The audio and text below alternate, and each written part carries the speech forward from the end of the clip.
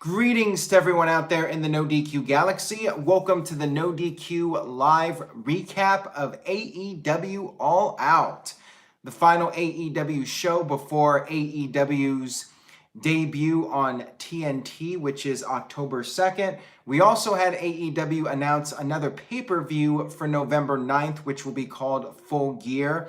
It will take place at the Royal Farms Arena, formerly known as the Baltimore Arena.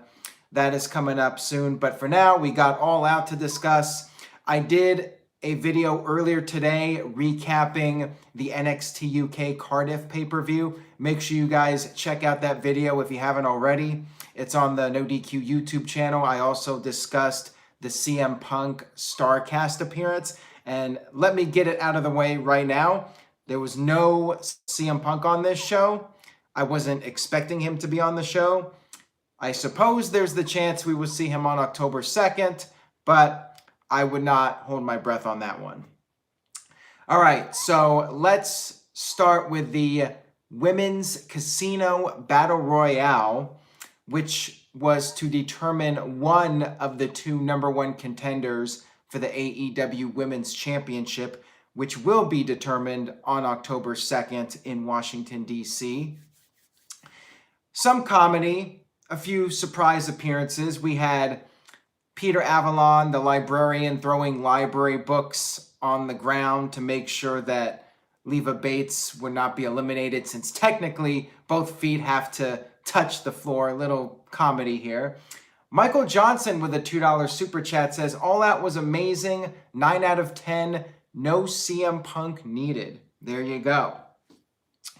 We had Nyla Rose as the first dominant person in the match. She pretty much eliminated everybody from her group. And the way these Battle Royale matches work is that you have 4 different suits. 5 person from each suit come out at a time. And then like 5 minutes later, the second suit comes out, and then the third suit, and then fourth suit, and then 21, the Joker, comes out last, getting the luck of the draw entrant.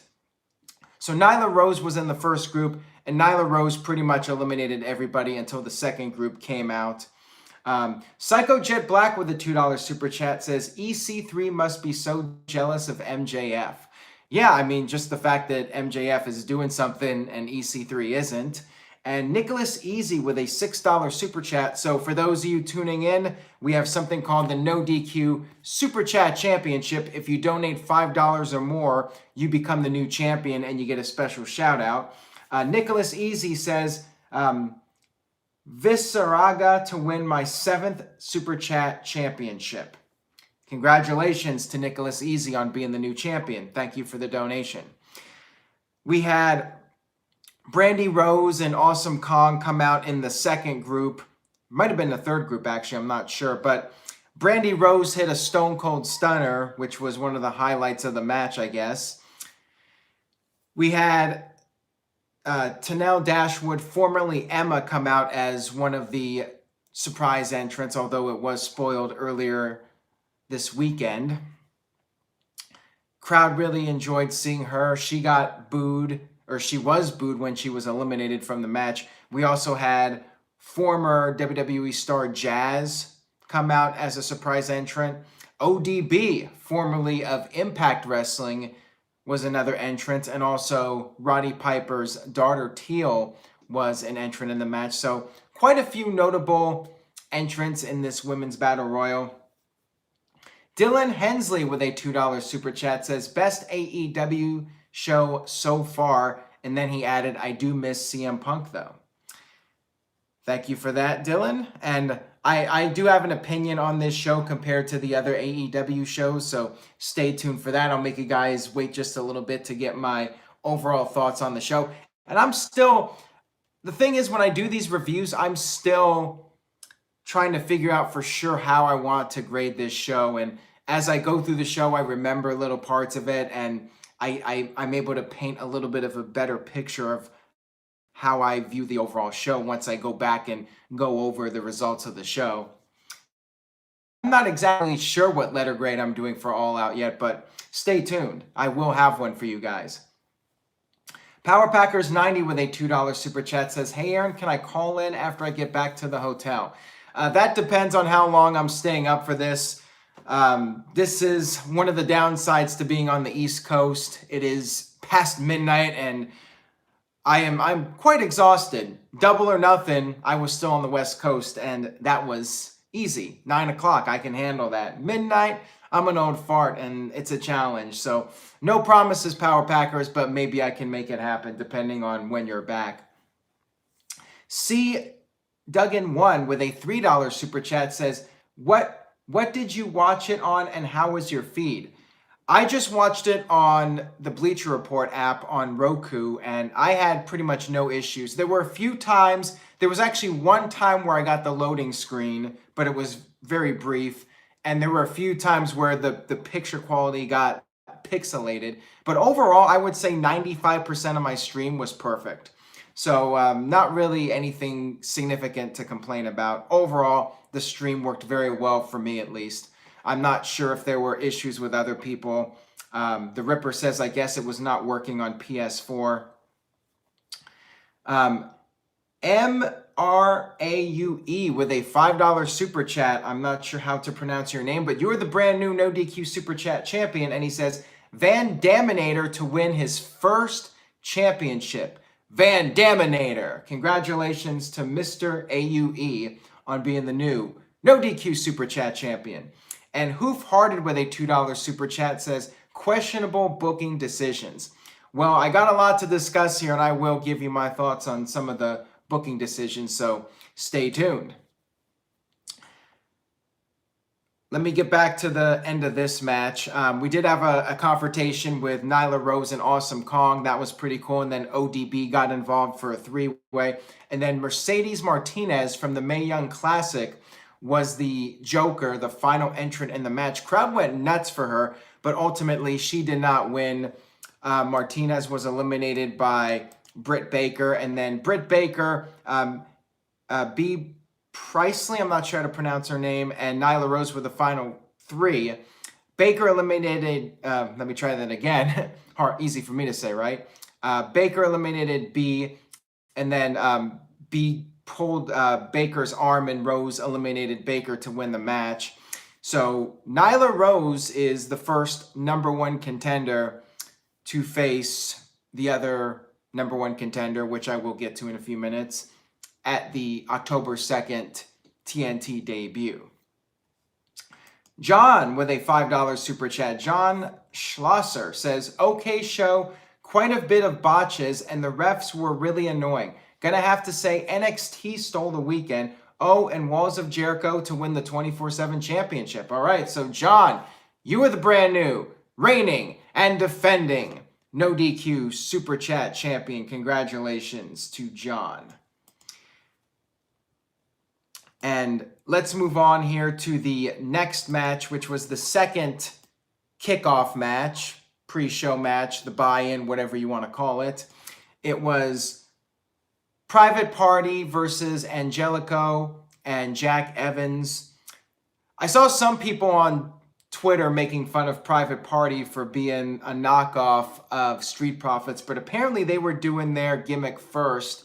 I'm not sure because I'm not really all that familiar with either team, so I cannot say. A pretty solid match, you know, entertaining stuff. Private Party looked really good. They did some cool moves. They did some showboating, so they got that charisma. They can also be entertaining in the ring in multiple ways. Private Party picked up the victory. They hit 2 reverse Hurricane Ranas and then did a Hurricane Rana into an RKO, so I guess that was a little way to top the FT RKO that the Revival and Randy Orton do. After the match, Angelico and Evans beat the crap out of them, and the crowd chanted party poopers at them. I like this. I like the fact that they did a little bit of a heel shtick after the match, you know, showing that poor sportsmanship. I like it. Good stuff here. Michael Johnson with a $5 super chat. So Michael Johnson is the new NoDQ super chat champion. He says, if people are seriously going to complain about this awesome show, then you have no idea what a good wrestling show is. This shit was 100 times better than WWE. Well, congratulations, Michael Johnson. But my question to you was Was this show better than NXT UK Cardiff? That I'm curious to know from you. All right, so now we move on to the main pay-per-view card. The first match, hold on a second here. The first match was a 6-man match. We had SCU, Christopher Daniels, Frankie Kazarian, and Scorpio Sky. 3 old school PWG guys and TNA guys if you are just looking at Kazarian and Daniels. Scorpio Sky had his cup of coffee in WWE as Harold in the Daniel Bryan and Kane segments, but he's more known for PWG and stuff on the indies. So SCU against the Jurassic Express, and I wonder if they're going to be called the Jurassic Experience at some point.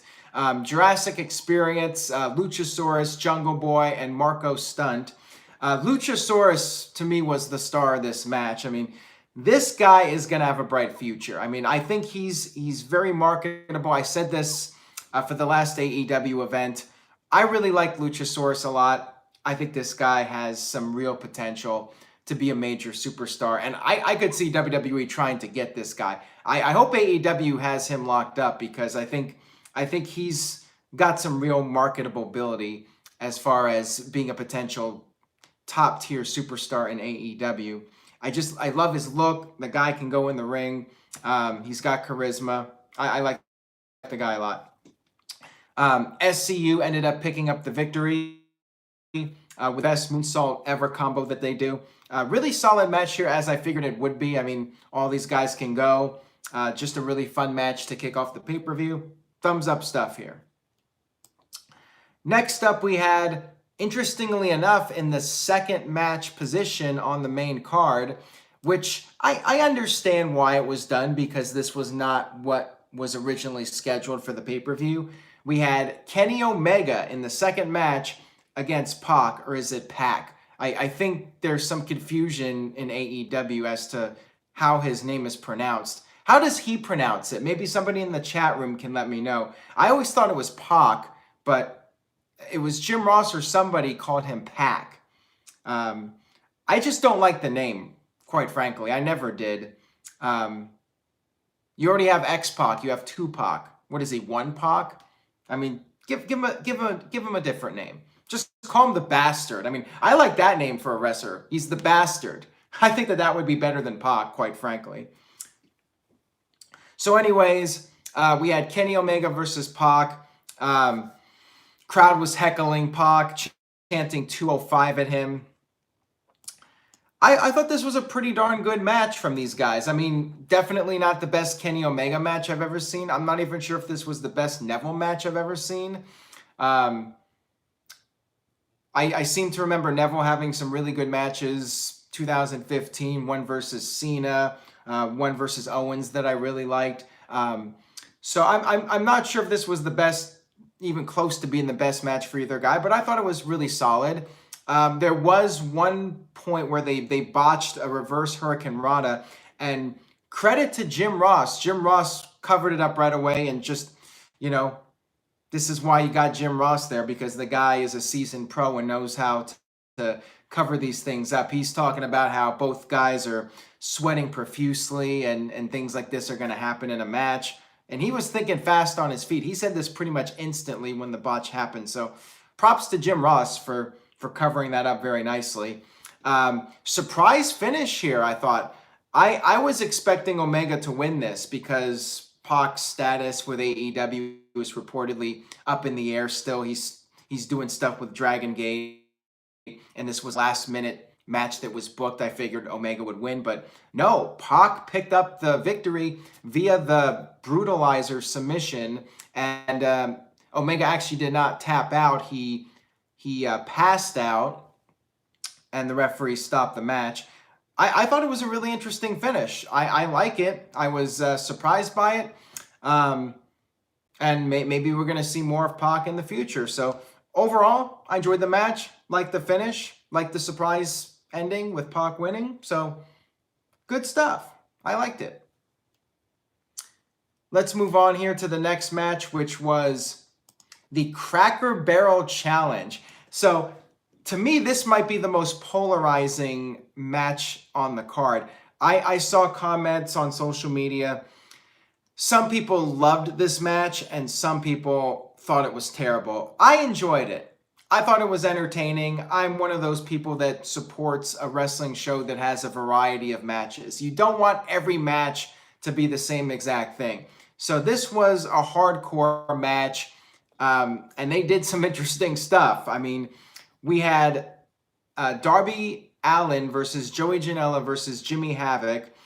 Jimmy Havoc brought a staple gun into the ring and then started stapling himself. Crowd chanted, "You sick fuck" at him. That was great. I love that. Crowd was red hot for this show. And it's going to be a test to see how the crowds are for AEW after they've been on for 4 or 5 weeks in a row and you start getting into markets that have more casual fans. You know, this show had the most hardcore of hardcore fans, and they were popping for pretty much everything on the show. Red hot crowd, and they really added to the show. You know, the atmosphere, the crowd was a big part in making this show feel like a really big deal. I mean, everybody worked really hard, but the fans just were like the icing on the cake. Dylan Hensley with a $2 super chat says, "Oh my God, people complained about this match. Jeez." And Steven with a $2 super chat says, "Fun is a good word for the match." I agree. I thought the match was fine. It's variety. It was a fun little hardcore match. One thing that I thought was amusing was Havoc was getting taped up to a chair, and then Darby Allin dumped thumbtacks into his mouth, but they tried to tape up his mouth, but it wasn't going right. And basically you had Havoc just sitting there. He could have just easily coughed out the thumbtacks, but he had to sit there until Joey Janela could actually wrap the tape around his mouth. Just like when the guys do their dives and you have everybody on the outside standing there waiting to catch the guy. Little silly here. But, you know, it's just nitpicking. Joey Janela grabbed a tennis racket at one point. They had all sorts of weapons here, and this was like a little throwback, I guess a little reference to Jim Cornette with the tennis racket. He was laughing at the absurdity of it and threw it away. So that was funny. I guess anticipating that maybe Mr. Cornette will rant about this match, which I suspect he will. He'll probably rant about much of the show. The crowd started chanting "holy shit" at one point, and Jim Ross actually said "holy shit." That was funny. Havoc got freed from his chair and started doing all this crazy stuff, including a Three Stooges eye poke. He used the staple gun some more, and then he grabbed a piece of paper with the AEW logo and started giving Janela paper cuts. I think he even did one to Janela's tongue, which was quite brutal. That's pretty gruesome. This reminds me of when Randy Orton used the screwdriver on Jeff Hardy's ear piercing. You know, it's one of those, you know, just, you know, it bothers you. It's like chalkboard scratching. You know, it's one of those things where it's very unpleasant. So like a paper cut, even though there's really nothing to it, the spot itself, it's just like psychologically it messes with you. Like, so I really liked this. And then the crowd started chanting "Cracker Barrel," and that's when we got the actual Cracker Barrels involved in the match. Havoc attempted to do a coffin drop using the Cracker Barrel, but just like the previous pay-per-view, he basically missed and just crashed onto the steel steps and broke the Cracker Barrel.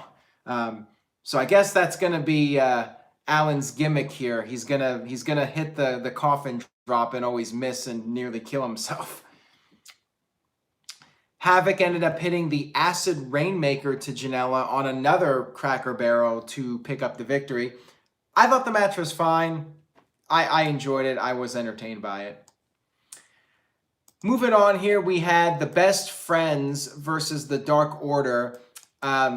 This was one of the weaker matches of the show, maybe the weakest match of the show in my opinion. I just don't care about the Dark Order. Like, to me, they don't stand out at all. Just generic indie tag team.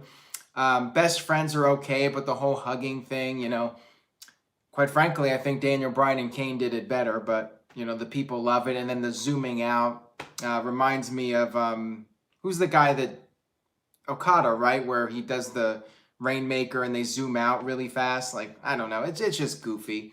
This was like, what's funny about this match is that it reminds me of like a bad WWE comedy match, yet AEW fans will just eat this stuff up, but then they'll complain about WWE doing the bad comedy. Kind of hypocritical. I mean, this was like a bad WWE comedy match. I mean, that's what it was. We had the Creepers under the ring. They interfered, and that led to the Dark Order winning with the Fatality. I guess that's what their move is called. I'm not even sure what it is. We had, after the match, we had Orange Cassidy make his debut, and I guess this guy's gimmick is that he's lazy and he doesn't show any emotion. Anyways, he did a dive to all the Creepers with his hands in his pockets, and of course, this crowd in Chicago, they ate it up. They were into pretty much everything on this show. Jim Ross was funny. I love Jim Ross. I mean, Jim Ross had some great lines on this show, and one of his questions was like, who is this guy? And he's asking like Excalibur to explain to the viewers who this guy is. And to me, that was one of the flaws with this show. When I'm comparing WWE's presentation, especially with the NXT UK show and this show, I felt WWE did a better job of getting you to care about the characters and making it more clear what they're about, even if you don't follow the product. The problem with this show here is that I don't understand what Orange Cassidy is. And I think JR makes a great point. You need to explain to the viewers what this guy is. You need to sell the audience to him. You gotta, if you're trying to create new viewers, at least that's what you should be doing. If you're just appealing to your core fans, then fine. Just throw this guy out there. Everybody assumes they already know who he is and all that stuff. But yeah, I think that was a mistake AEW made on this show. I don't think they did a good enough job explaining the new characters to potential new viewers out there. That's my take on it. You know, I just don't get it yet. Maybe I will in time, but I think they needed to do a better job with not just Orange Cassidy, but some of these other characters explaining what they're all about. Hoof Hearted with a $2 super chat says Texas Roadhouse rolls are better than Cracker Barrel biscuits. No, you know what the best biscuits are?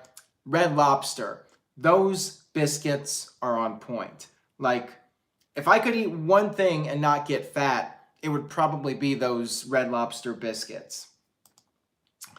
Anyways, or Olive Garden breadsticks. I mean, those are killer too. So, yeah, the best friends and Orange Cassidy did their big hug and the quick zoom out, and it was goofy. Wasn't really the biggest fan of this. And then we had another number one contenders match. You know, you had the Battle Royal to determine one of the contenders, and this was to determine the other contender. Why these two got the match, I don't know. Riho versus Shida. I don't know how to pronounce her first name. Hikara, I think. I'm not sure. Again, I don't know anything about these characters, and because of that, it was really hard for me to get emotionally invested in this match. I mean, the match was all right. I don't think it was great or anything, but I'm watching this and I'm like, I don't care about this. You know, this is supposed to be to crown the number one contender for the first women's champion in AEW. And I'm watching this, and with all due respect to them, like, I don't follow Japanese women's wrestling, so I know nothing about them. Some video packages of them would have been nice. Maybe showing some of their moves, having them do a promo, anything. Like, there was nothing. You know, they just are thrown out there. I know they were at a couple of the other shows, but still, like, I don't remember what they were doing a couple months ago. So I just did not have the emotional investment in this match. It was okay. Riho picked up the victory. We had Nyla Rose come out after the match, and they did a a little bit of a face-off. So the story of the match is going to be, Nyla Rose is this monster, even though I think she lost at the last show and I complained about it from what I recall. So I feel like AEW already ruined the aura of her. But I guess, again, if I forgot about it, then probably other people did as well. So, they're selling this match as this, large woman up against this 95-pound woman, and that's going to be the dynamic for the match. Hoof Hearted with a $2 super chat says, "Amen to Red Lobster biscuits." Even though you do not win the super chat championship, I salute you on that one. I'll toast to that. I'm just surprised, we don't have Britt Baker being in the title match. I think she's got some potential. Or Tenille Dashwood, you got her now. Awesome Kong. I feel like there's so many more marketable women that have already been established to casual fans, at least to some degree, that you could have put in that match. I don't know. I just feel like they're putting the wrong people in this match. Now, maybe there's a reason for putting Nyla Rose in there. It's a bit controversial, but maybe that's what they're going for. The main event, which I thought was a good decision, they put Aubrey Edwards in the main event to referee, and they made a big deal out of it. First woman to referee a world title wrestling match on pay-per-view. Oh, and Dashwood's in Impact, so yeah, I forgot about that. But there's a few other people that I feel that they could have put in this spot. Maybe they could have done a better job building up something to crown the first champion also. I just feel like it was very much thrown together. But although they kind of did the same thing with the world title as well, with the men's title. So moving on here, we had Cody versus Shawn Spears. Tully Blanchard was in the corner of Shawn Spears. Spears had this new look to him a little bit. He had the Rey Mysterio contacts. He had this rap song, which I really didn't care for that much. I don't know. I don't like a lot of the entrance themes. I like Cody's theme. I think Cody's theme is really good. I like Omega's theme. I think that fits with his personality. He's a big video game guy, so I like that theme. But a lot of the theme songs to me are very generic sounding. Josh first says, "Aaron, I'm seriously starting to think you have not been watching AEW or following them on YouTube. You sound pretty dark on everything. As a reviewer, this is sad." I do not watch Being the Elite. So yeah, in that sense, I am in the dark. I've only seen the AEW pay-per-views. To me, those are the ones that count. The YouTube show doesn't count. I don't watch WWE's YouTube shows or content. I watch the television shows and the pay-per-views. That's what I review. So to me, unless they show it on TV or pay-per-view, it doesn't technically count as far as I'm concerned. So yeah, and they shouldn't just expect everybody to watch the YouTube videos. You should explain. I don't think it takes too much. I do feel like they moved the show along nicely, but I think they could have taken a minute or two out of each match and maybe shown some video packages or just something, or promos or anything, to do a better job of introducing these characters to new viewers out there. And I don't think that's an unfair criticism. Michael Johnson with a $2 super chat says, "LOL at Aaron complaining about generic themes, LOL WWE."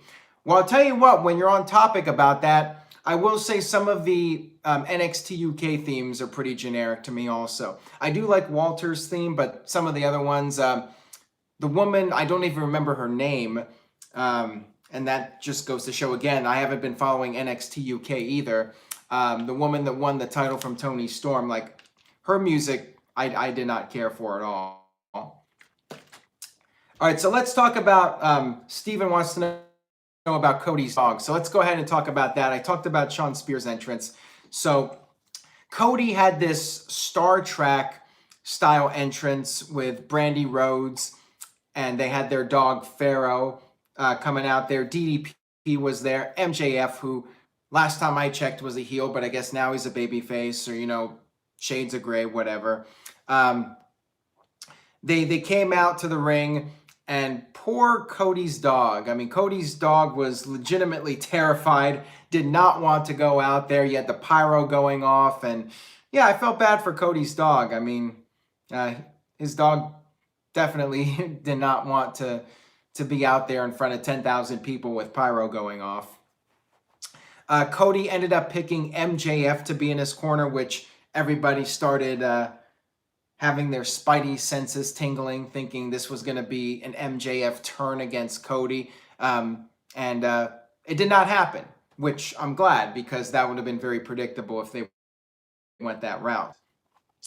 I was a little surprised because I was thinking like Arn Anderson was going to be in the corner, but I'll get to that here in a second.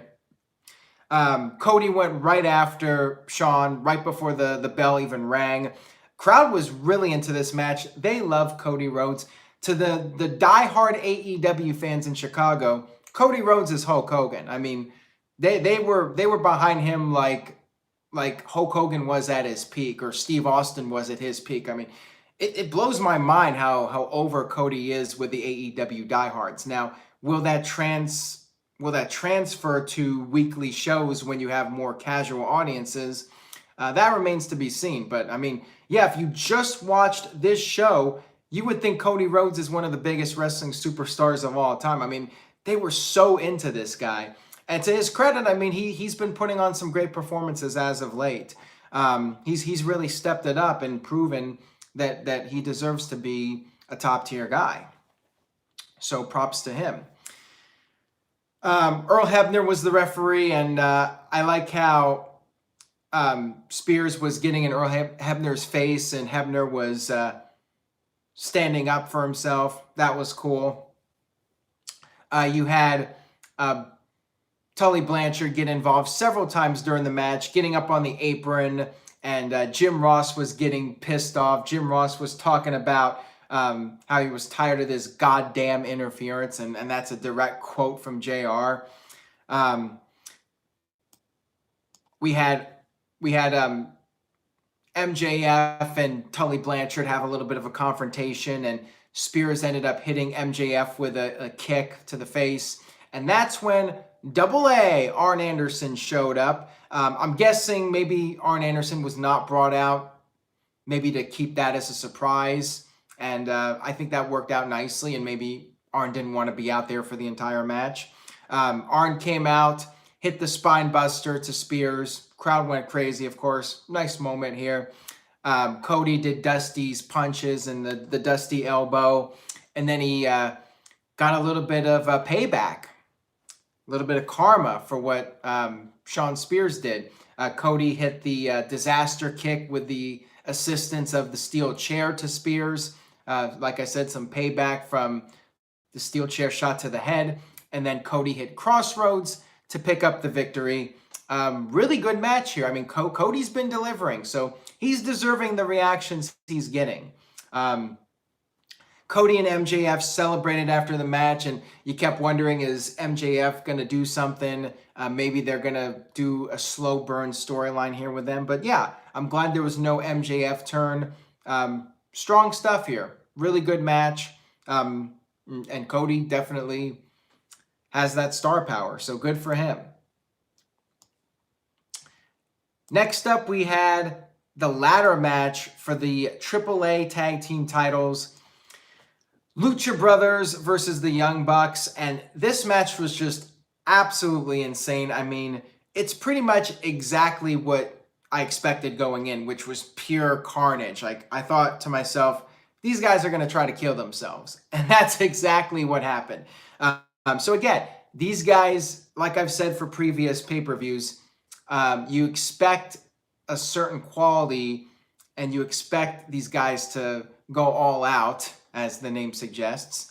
And that's exactly what they did here. You were not disappointed, and if anything, they somehow exceed your expectations with what they can do.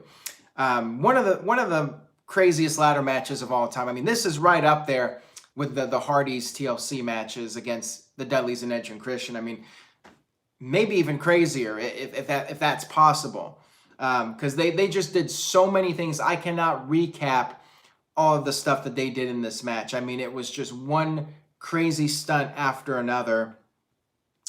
you had a Pentagon doing this Canadian destroyer through a table, crowd chanting, "This is awesome, holy shit." Matt Jackson pulling off Pentagon's mask when they were both on the ladder. Nice little spot there. And Pentagon managed to get the mask back on, and then they did whatever their finisher was, off the top rope onto a ladder, which looked absolutely crazy. Nick Jackson almost killed himself being knocked off a ladder. His feet hit the ropes, and then he went through one of the tables on the floor. That was crazy. Just so many things happened in this match that just my review cannot do it justice. I mean, if you get the chance, if you did not see the pay-per-view, find a way to see this match. It was absolutely insane. Lucha Brothers did prevail, pick up the victory, and I agree, this was the match of the night. Should have, even though it wasn't for the AEW World Title, should have been the main event. After the match, two masked wrestlers showed up. For a brief moment, I was hoping it was gonna be Enzo and Cass, but I immediately realized, like, one guy's not tall enough, and then they did this doomsday device, and then I'm like, well, it's definitely not Enzo and Cass. It ended up being Santino and Ortiz, formerly LAX and Impact Wrestling. Crowd went crazy for this, which again just goes to show that these are the most die-hard wrestling fans on the planet, because who watches Impact Wrestling these days? Seriously, like, for these fans to recognize these guys, it just goes to show they are the most dedicated wrestling fans on the planet. Christopher May says, "I do." I know you do, Chris. You watch everything. I know. Yeah, so LAX is now in AEW, and looks like they'll be doing something with the Lucha Brothers. Should be good stuff. And maybe they'll have a chance to become real stars now, because Impact Wrestling, you know, if a tree falls in the woods and no one's around to hear it, doesn't make a sound. So maybe these guys will have a chance to do something big in AEW and make names for themselves. And then we had the main event, Chris Jericho versus Adam Page, to crown the first ever AEW World Champion.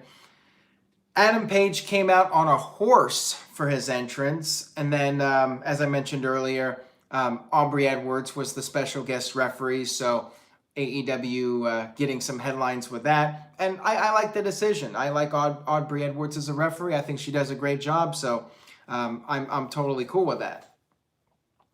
The two of them brawled on the outside. Jericho was taunting Page in front of his family. Adam Page's wife and parents were there at ringside, and Jericho was doing all the heel tactics, ringing the bell, declaring himself the winner, playing to the crowd. They were chanting "stupid idiot" at him. They even had blood in this match. Page hit a discus punch on Jericho. He got busted open. Jericho was yelling at the referee, and he ended up pushing her, and she got in his face. So yeah, Jericho doing all the heel tactics. Unfortunately for me, I wasn't really feeling this match. Like, couple of issues. First of all, they had to follow the Young Bucks and Lucha Brothers ladder match in pretty much most of the show, in terms of one fast-paced match after another, lots of crazy stuff. And then here, it was just Jericho carrying it. Jericho doing all the heel mannerisms, all the heel tactics, and it was pretty slow-paced. I mean, Adam Page, as I mentioned before, he doesn't have it yet. He might get it at some point, but I haven't seen it yet from him. I just don't feel like he has it in him yet to be in the main event.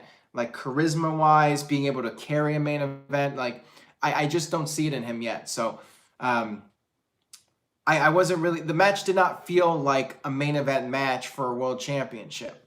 It just didn't. And the Game is on 100 noted that Jericho cut himself with the blade. Yeah, I thought I saw the camera angle where you saw the referee handing the blade to him.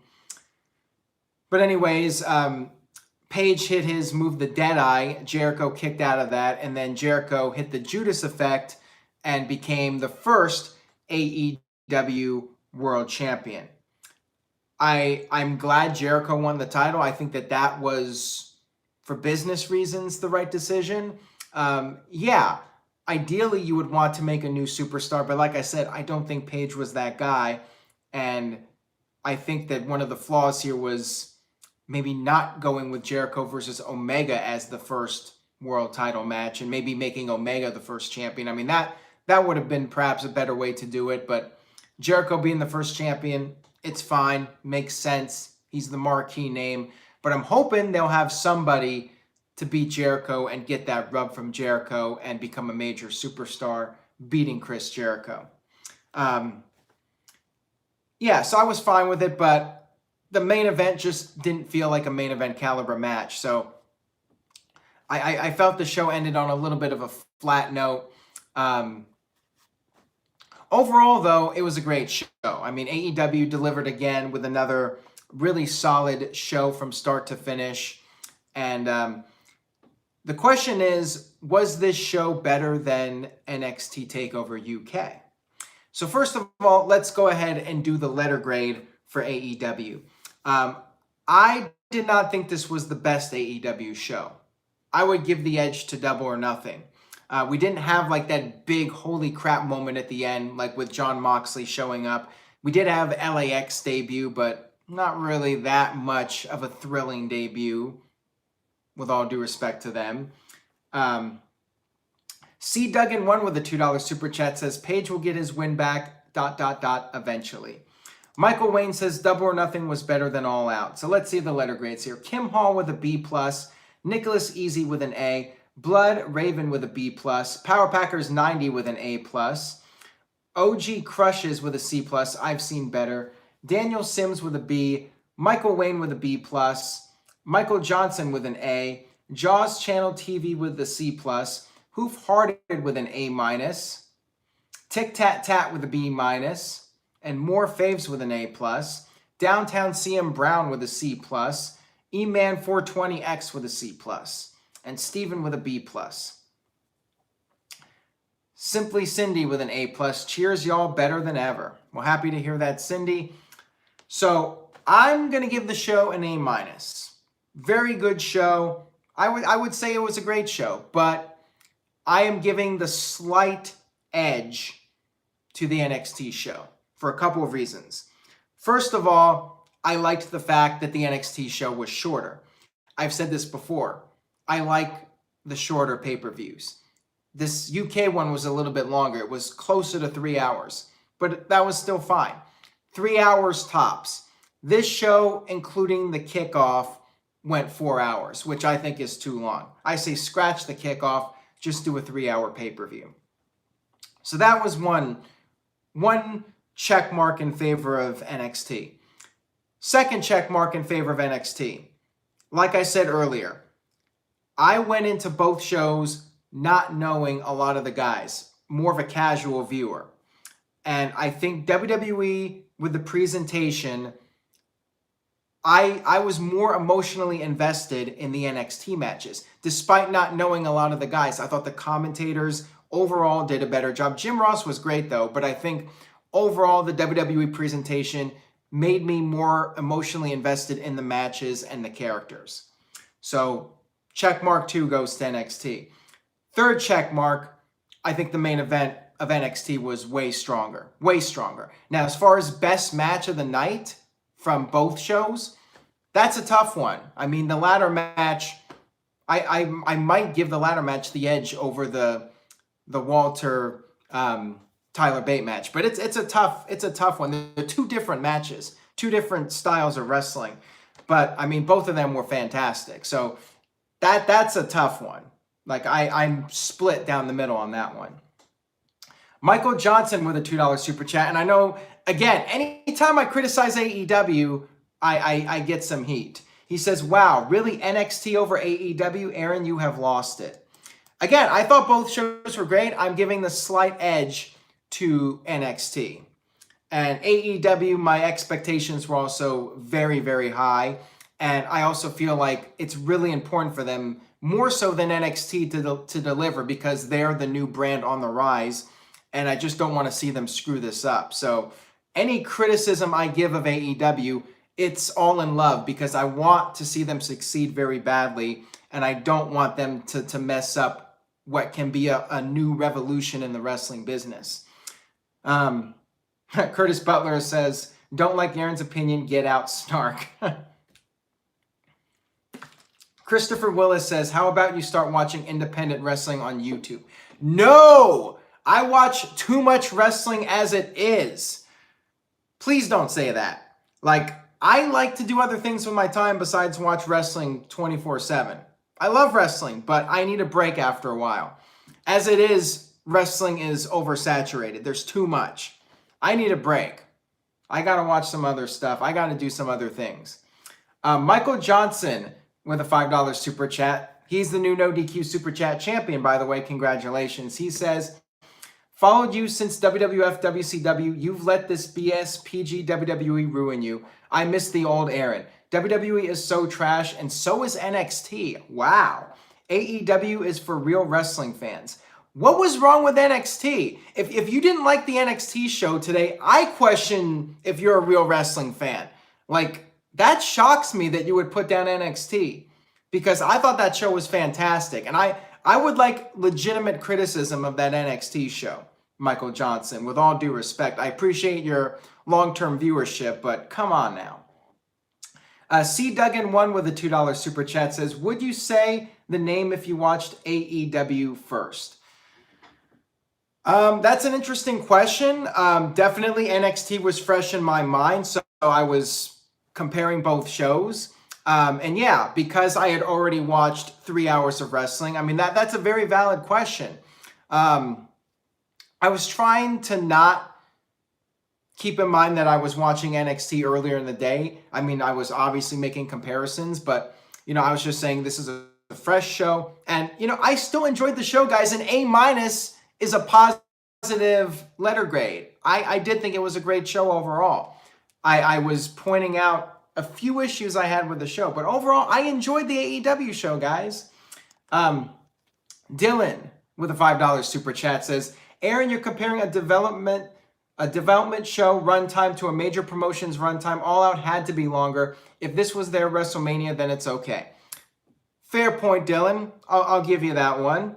I'm just saying, ideally for me as a viewer, I prefer 3 hours tops. But that's a fair point, Dylan. This is a special event, and you know, if they do 3 hour pay-per-views in the future, then I would be happy with that. And you know, I get it. This is them starting up 4 hours. That's fine. Now that's a fair point. Michael Johnson with a $2 super chat says, I don't watch NXT, ha ha ha, just done with WWE. Well, then you can't really say anything. If you didn't watch the NXT show today, then you can't really say. I watched both shows, and both shows were great. I give a slight edge to the NXT show. Hoofhearted with a $2 super chat says, College Football Week 1 is better than AEW and NXT shows. Well, I don't watch football, so I ain't going to go there on that one. Curtis Butler is like, I don't consider NXT developmental nerds. All right, well, I'm going to put up the poll on NoDQ.com, and this will be your guys' chance to debate on this. I'm curious to see. I want to know what you guys think. What was the better show, AEW or NXT? For those of you that watched both shows today, which one was better? And I'll even ask you guys in the chat room right now, which show did you think was better, AEW or NXT UK? I think it was very close, and I think the poll will be very close. C. Duggan1 with a $2 super chat says, I'm going to watch NXT now and see how I feel. Nicholas Easy with a $6 super chat says, and Nicholas is the brand new reigning and defending NoDQ super chat champion. He says, throw up all over the current champion to win the title. Ooh, there you go. So that's like a little bit of Harley Race, what he did to CM Punk's car. For those of you that missed it, go check out my other stream with my review of the NXT UK pay-per-view and also CM Punk's StarCast promo. All right, so let's see what you guys thought. More faves went with AEW. Christopher Willis went with AEW. The 90s guy, AEW. Michael Wayne with NXT. Power Packers 90, AEW. Andrew Mills with AEW. Steve-O with AEW, but he admits he's biased. He's in Chicago. Jay Stratus with AEW. Caitlin says tie, so Caitlin doesn't want to commit. The game is on 100 with NXT. Kev Dog with NXT. OG Crushes with NXT. Blood Raven with AEW. So looks like more people in the chat supporting AEW, but that's fine. And hey, another way to look at it, you know, going back to Dylan's comment, yeah, I did watch NXT first, so I was a little bit tired, but at the same time, watching AEW second, it's fresher in my mind, so that could also make me give a higher rating to the show that is fresher in my mind. So you got to keep that in mind as well.